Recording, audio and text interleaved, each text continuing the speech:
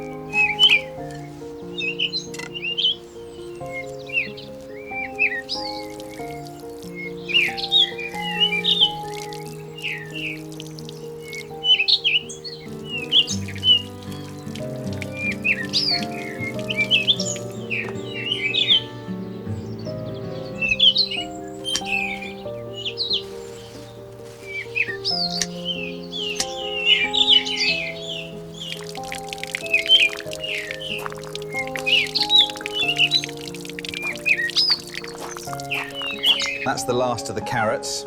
Smells incredible over there. It does, doesn't it? Oliver, are those herbs ready? Yes, they are.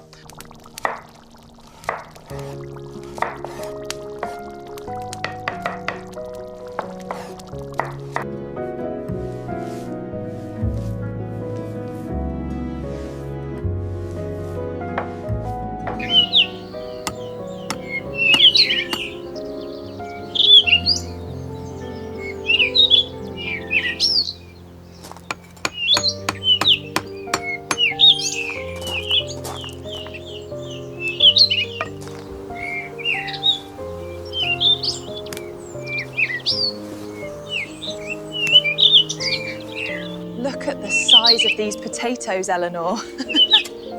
It's been a wonderful harvest this year, hasn't it?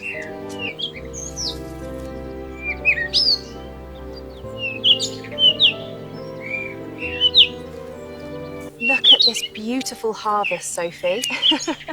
It's going to be a lovely dinner tonight, Mum. Everything looks delicious, Eleanor. It does, doesn't it? Sophie, are the candles lit? Yes, they are. Just a little more seasoning. It smells incredible. I can't wait to try it. Doesn't this look lovely, Oliver? It smells wonderful too, Sophie.